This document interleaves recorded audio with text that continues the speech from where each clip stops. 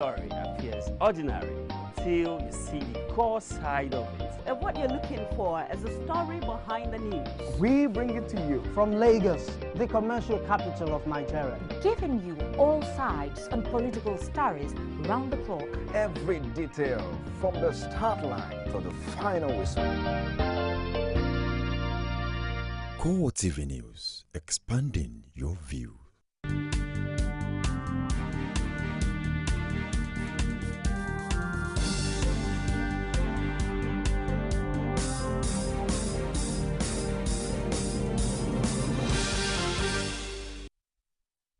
Hello and welcome to CoreTV Primetime News. I am Ebulomo Adekunle. In a major story, audit report on the $10.8 billion allegedly missing from the coffers of the Nigerian National Petroleum Corporation ready in November.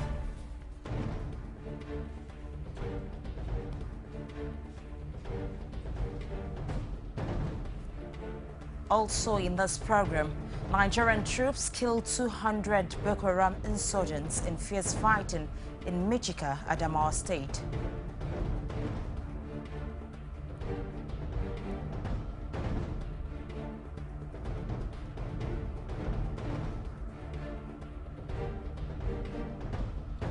Adamawa State Resident Electoral Commission ready for the conduct of October 11 governorship election.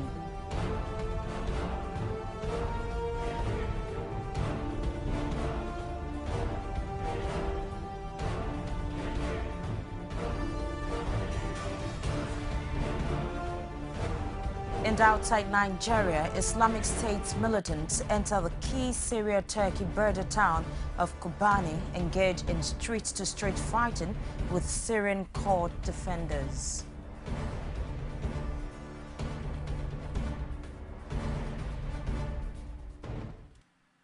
And now the details.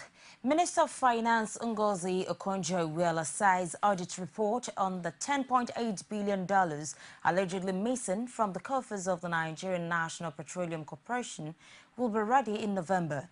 Okonjo-Iweala, who is also the coordinating minister for the economy, spoke at the Financial Times Africa Summit 2014 in London on Monday. She said there had been ongoing discussions between the Ministry of Finance and the Ministry of Petroleum Resources on the matter, adding that the huge attention generated by the unaccounted fund necessitated the government to take steps leading to the appointment of PricewaterhouseCoopers to do a forensic audit. The minister said initially it was $48 billion, then $20 billion, but the true figure, she added, is $10.8 billion. On Ebola, the minister said Nigeria needs to be commended for the efforts it's made at ensuring the index case did not take the illness out of the country and also for containing it. There are strong indications that Nigerian troops have overrun Michika and Gulak in Madagali local government area of Adamawa State. The areas had in the past 1 month been in the hands of the dreaded Boko Haram insurgents. CoreTV News learned that the military are at the moment comfortably controlling Michika, which the insurgents seized on September 7, 2014. However, sources hinted that despite the military bombardment, the insurgents on Sunday regrouped at the Government Technical College, Michika, with the intention of attacking the soldiers before they were dislodged and chased away. Reports indicate that about 200 Boko Haram insurgents have been killed in the latest offensive as Nigerian troops take control of towns, gaining upper hand in the ongoing war. It added that the insurgents, who were in the thousands, came through Uba and attacked the Nigerian troops who had already advanced into Michika but were repelled immediately. Meanwhile, the Adamawa State Acting Governor, Umaru Fintiri, has commended the efforts of Nigerian soldiers to liberate the 2 local government areas initially under the grip of the militants. Reports from South Africa shows that Nigeria's National Security Advisor, Sambo Dasuki, personally signed off the end-user certificate for the recent arms deal involving the $9.3 million seized in that country. A South African newspaper, City Press, on Monday reported that it has documents in its possession reflecting that it was the NSA that approved the transaction. It added that the deal, which the Nigerian government had said was legal, was for the purchase of items ranging from helicopters to unmanned aircrafts or drones. Meanwhile, South African officials have seized another $5.7 million for yet another arms deal involving Nigeria. This is the second multi-million-dollar arms deal between the two countries in the past month that has resulted in money being frozen in South African banks. The latest transaction is between Cerberus Risk Solutions, an arms broker in Cape Town, and Société d'Equipement International, said to be a Nigerian-based company in Abuja. The deal fell apart after the South African outfit, which had earlier received 1 billion naira in its account at Standard Bank, tried to repay the money as it could not resolve its registration formalities with the South African authorities. This was because its registration as well as marketing and contracting permits expired in May this year. The money was seized after the bank became suspicious when the company tried to pay back the money. The South African authorities, however, say there are no indications that this transaction is related to the previous one, even though both are still being investigated. As the Adamawa State governorship by-election approaches, the resident electoral commissioner in the state, Kasim Gaidam, says the Independent National Electoral Commission is ready to conduct a free, fair and acceptable election. Speaking exclusively to CoreTV News, Gaidam assures residents that all that is needed for the election has already been provided. Materials are 100% on ground. Materials, the non-sensitive and sensitive materials are already on ground here in Yola. And the non-sensitive materials have been distributed to all the 21 local government areas. We have done staff engagement. We have completed training for the 21 local government areas. Funding for their training, logistics, and their honoraria for the election is 100% with us. We have been holding stakeholder meetings with the political parties, security agencies, civil society organizations. He further explains that both INEC staff in other states and NADOC staff will be used to prosecute the election. We expect to use over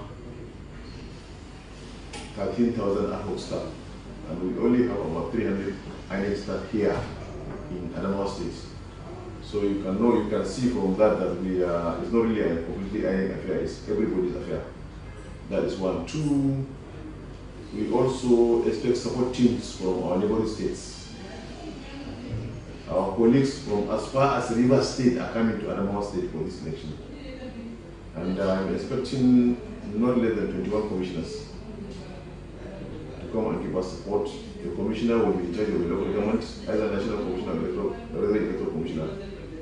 Will man the local government, 21 local governments of the states. And we also expect about 250 electoral officers to come here and man our registration area centers. So actually, politicians should concentrate on identifying very, very good agents and go on campaign based on issues. There's no room for catching corners. So they should really go and canvass for what's from people to ensure that they elect them, because they're going to be very free to select their people. No room for undue influence, no room for rigging, no room for interference. Gaidam says that only those with permanent voters card will be allowed to vote in the governorship by-election. Only those who have collected a permanent voters card are going to vote. And for the Adamawa North, we have 366,518 voters that are going to use the temporary voters card. We have tidied their register. And the total register that we have tidied for the whole state is 1.5 million. 529,636 voters are going for leadership, all including. Stemming from the success of Nigeria containing the Ebola virus disease and the brickbats between the APC and the PDP over who takes the glory, former Vice President and APC presidential aspirant Atiku Abubakar dismissed any claim to success by the federal government in the health sector. The former vice president says states under the control of APC have delivered better in the healthcare sector than their PDP counterparts. Atiku made this assertion while commissioning the new General Hospital in Ado-Ekiti, the Ekiti state capital. Rashid completes the report. Commissioning the new Obadeji General Hospital in Ado-Ekiti as part of the 4th year anniversary of Kayode Fayeme's government, former Vice President Atiku Abubakar says the federal government should play an advisory role in sectors like health and make states more active in the provision of healthcare to Nigerians. The federal government is too powerful. Our federal government has taken in so much responsibilities. And some of these responsibilities can best be handled by states. One of the sectors that I have always thought the federal government has no business in dealing with is the health sector, other than maybe research, development, and regulatory framework. Ekiti State Governor Kayode Fayeme says the new hospital being commissioned is in response to the yearnings of the need of Ekiti people and show of the government's commitment to their well-being, which he says is the primary responsibility of government. With this edifice, as well as 18 general hospitals around our 16 local governments that have been commissioned also in the course of this 4th anniversary, to let our people know that we are committed to their well-being. We're committed to good health. We're committed to ensuring low maternal mortality, low child mortality, increased life expectancy, committed and virile people in our state. Atiku Abubakar, a presidential hopeful under the APC, never left without a dig at the PDP, while also canvassing for votes ahead of the 2015 general elections, with the venue of the commissioning turned to a mini campaign for the Turaki Adamawa. When you watch your television sets, you can see the difference between us. The television sets are full of transformation propaganda. And when you go to the ground, you find that the progressive states actually are having development on the ground. So there is a choice before Nigerians. That is a choice between the so-called transformers and then the progressives. As outgoing Governor Kayode Fayeme continues to commission projects, there is no doubt that the echoes of the June 21st battle will start coming up again as 2015 general elections draw near, particularly as the state is preparing to usher in a new administration in a few days. Rashid, CoreTV News, Ado-Ekiti. Ogun, Osun residents, motorists lament spate of bad roads. Find out more after this time out. Don't go away. This needs precision. Yes! Got to get her home before her curfew. My dad! Uh-oh, got to get her home fast. If we cut across 3 streets in 3 minutes and speed across the market in 2, should make it to the Can we make it? If we take the stairs at 30 seconds per flight, we just might. Yes! Made it in time. Mission accomplished. Get everyday energy fast with Lucozade Boost. There is an Ebola virus epidemic in some West African countries. The Nigerian government wants you to be aware and watch out against the spread of Ebola in your community. Help keep our country safe. And watch out for severe cases of fever, headaches, diarrhea, chest and abdominal pain, sore throat, cough, red eyes, and bleeding from the eyes, ears, and nose, especially when these symptoms are found in persons coming into Nigeria from other West African countries. Protect yourself. Wash your hands regularly with soap and running water, or use a hand sanitizer. Avoid contact with the blood, urine, feces or saliva of animals like bats, monkeys, gorillas, chimpanzees or infected persons. The Ebola virus is deadly. Don't catch it. Don't spread it. This message is brought to you by the Federal Ministry of Information. You can now watch CoreTV News live from anywhere in the world on our website www.coretvnews.com. Click on Live TV on our website and watch us live. And welcome to CoreTV Primetime Days. To follow us on Twitter, click on Twitter icon on our website. On Facebook, click on the Facebook and YouTube to see all our previous news production. You can also watch us live on YouTube. Click CoreTV, leave a space, then News. CoreTV News, a 24-hour news station.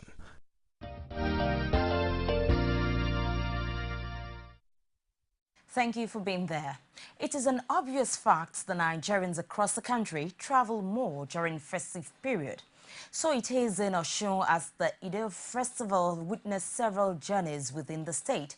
The problem this time around is the deplorable state of roads in local communities in the state.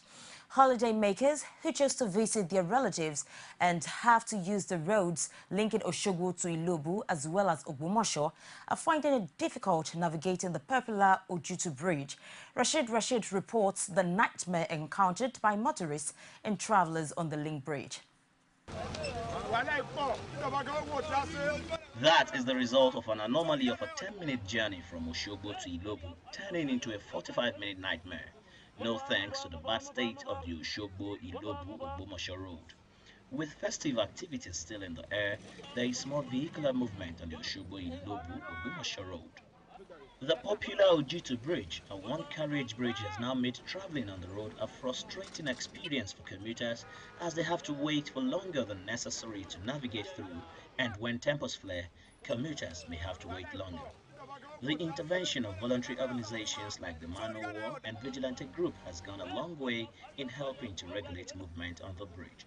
There is a lot of traffic jams. So we're supposed to assist people who are traveling from Osogbo to Ogbomoso and Ilorin. I thank God that there's no problem. Area cool and calm. Everything is good and well. And when the commuters get green light for passage, the bridge becomes so congested and looks like one ready to collapse at any time. Commercial drivers and commuters who make use of the road daily lament its present state while calling for urgent repairs, especially the construction of a new dual carriage bridge. The road is in fact, let me say, is condemned now. So even self, if I no drive well, so we condemn their motors. So we are driving small. This road is over 30 years to renew the road. So I need another bridge. So please try to help us to do another bridge. Though the road has been designated as federal road, but this does not matter to teeming Nigerians using the road, as they hope that a government, either the state or federal, would come to their aid and make traveling on the road an experience to look forward to. Rashid, CoreTV News. The deplorable state of roads at the Riverview Estate has been a major source of concern for the residents, workers and owners of businesses in Isheri North, Ifa local government area of Ogun State. Emmanuel Ajayi's report is presented from our studio. These residents and workers at Isheri North, Ifa local government area of Ogun State said the poor state of roads within their environs has crippled many businesses and also made life difficult. If we carry 200 blocks from our side, before we go to the main road, we have damages of 20 or 30 blocks. Can't even wash the car. When we wash the car, few minutes just to drive outside, the car will be very dirty. Also speaking on our flagship program called Digest, Chairman Landlords and Residents Association, Riverview Estate, Akinde Abayomi says the bad state of the roads within Isheri North, especially Riverview Estate, is a major source of stress for residents and other visitors. We took it upon ourselves to maintain the road filled with laterite, sometimes with stones, and you know, we've been doing that over the years. But with the advent of rainy season, things got seriously bad. As we speak now, in fact, some parts of this road are so bad that small cars cannot even pass through. You need a jeep in order to move, you know, on that road as we speak now. He, however, says efforts made to put the road in good condition so far has not yielded any results. This area, we have a peculiar problem because of the terrain, because of the soil nature here. We don't have good water. As an individual, you cannot sink a successful borehole here. Now, we wrote to the governor about this. He minuted the letter to the general manager, Ogun State Water Corporation. We've been following up. In fact, we said we are going to contribute for them to know, because they were saying, are we going to pay? We're not going to see it as a social service that we are not going to pay for. I said, we are willing to pay. We are going to pay. And to demonstrate our commitment, we task ourselves. We raised over 5 million naira as counterpart funding, so to say. You know, for them to know that we are going to pay. Take this money. We have the money in the account. That we are not looking for free service. We just want the Ogun State Water Corporation, the government, through the Ogun State Water Corporation, to provide us water, no roads. Everything is in complete shambles. He called on the Ogun State government to do more in putting infrastructure in place, devoid of any consideration. The hustle and bustle associated with Lagos, Nigeria's commercial hub, was near absent during the Eid al-Kabir holiday on Monday. Residents in the state largely chose to mark the day in a more reserved manner. Fun sports visited by a crew in Lagos failed to record large turnout of visitors noticed over the weekend. Omotayolo has more in this report. This busy express road is unusually very free today with low human and vehicular movement. The first point of call was the under-busy Kano Park in Ikeja, which had few people in attendance, but the Ibrahim family could not help but thank God for another year of celebration with a show of excitement. I come from Senegal and I live at Songo-Ota. And I come to come and play with the children, and I come for swimming, and I come for dancing, and I come for playing. I come to play to catch my fun because of the holiday. Everything we thank God. We dey laugh everybody. We know there for hospital. We thank God. If you now have money, but as we wear like this, we are free. We not there for prison. We there for free. We there work out by ourselves. We thank God. That's big thank God. Full of excitement in our SUV, the young lady, who simply identified herself as Joy, had few words for CoreTV crew. Yes. You want to come next time? Yes, I want to come. You want to come next time again? Yes. Busola Adekunle also expressed the gratitude to God for his mercy. Glory be to God for another celebration, and we look forward to another one next year. As the holidays gradually wrap up, the vision of many Nigerians is to continue to have a reason to rejoice and celebrate, whether it is for festivities or not. Omotayolo, CoreTV News, Lagos. We'll take another break now, and when we return, it will be Bronson Nwana taking us round the world of sport. Stay with us. You can now watch CoreTV News live from anywhere in the world on our website, www.coretvnews.com. Click on Live TV on our website and watch us live. And welcome to CoreTV Primetime Days. To follow us on Twitter, click on Twitter icon on our website. On Facebook, click on the Facebook and YouTube to see all our previous news production. You can also watch us live on YouTube. Click CoreTV, leave a space, then News. CoreTV News, a 24-hour news station. Nigerians continue to Tonight, the city of Lagos there is still a poor level of Be the first to know. on CoreTV News. From the north, south, east, west, and around Africa, we break the news. One Nigeria. Now you can catch all the actions live as the news breaks. We are CoreTV News. Welcome to CoreTV. A 24-hour news station. There is an Ebola virus epidemic in some West African countries. The Nigerian government wants you to be aware and watch out against the spread of Ebola in your community. Help keep our country safe and watch out for severe cases of fever, headaches, diarrhea, chest and abdominal pain, sore throat, cough, red eyes, and bleeding from the eyes, ears, and nose, especially when these symptoms are found in persons coming into Nigeria from other West African countries. Protect yourself. Wash your hands regularly with soap and running water or use a hand sanitizer. Avoid contact with the blood, urine, feces, or saliva of animals like bats, monkeys, gorillas, chimpanzees, or infected persons. The Ebola virus is deadly. Don't catch it. Don't spread it.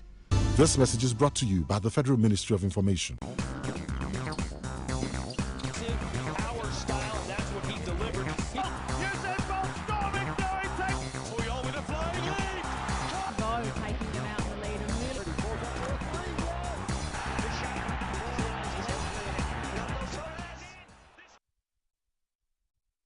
Very thanks for joining us on Sport News tonight. I am Brownson Wana.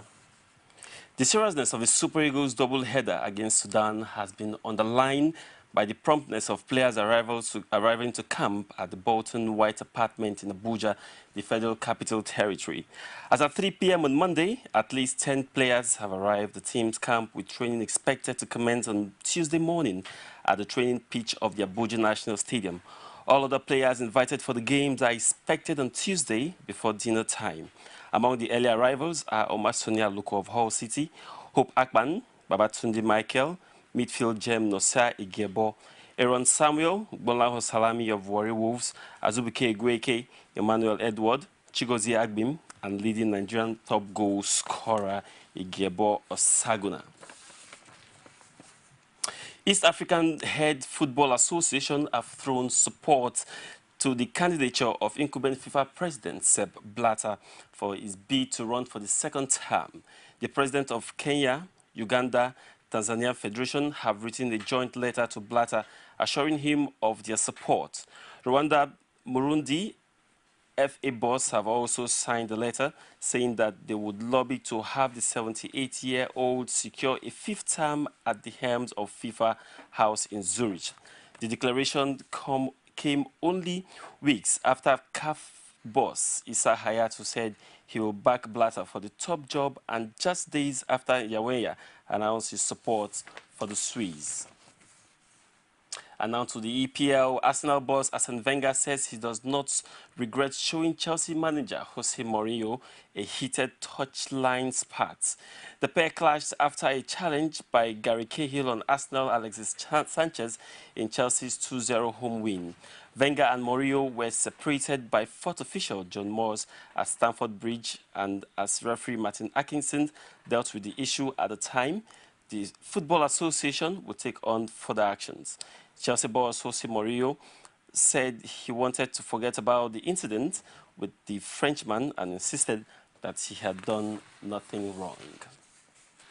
Final sport news tonight: in the world of Formula One, Giulio Bellucci is relying on his use of respirator to breathe after sustaining severe injuries in a crash at Japan's Grand Prix. The Mercurial driver collided with a recovery vehicle after spinning off the Suzuka track and was instantly taken to the local Mia Grey General Hospital. Bellucci underwent 3 hours of brain surgery following the crash and now remains in intensive care where he will be monitored. That's a wrap on Sport News tonight. Very big thanks for watching. Ebon Lomo Adekunle is standing by to bring you the foreign news. Stay with us.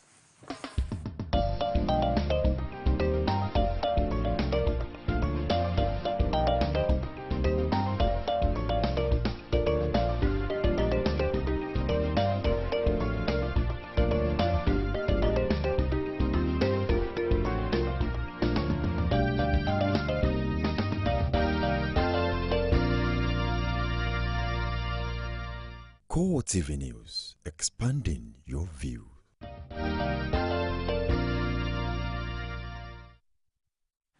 Thank you for being there. Islamic State militants are reported to have entered the key Syria-Turkey border town of Kobani and are engaged in street-to-street fighting with Syrian Kurd defenders. ISIS fighters entered eastern districts, raising their black flag on buildings and high ground. Hundreds of civilians are reported to be fleeing to the Turkish border.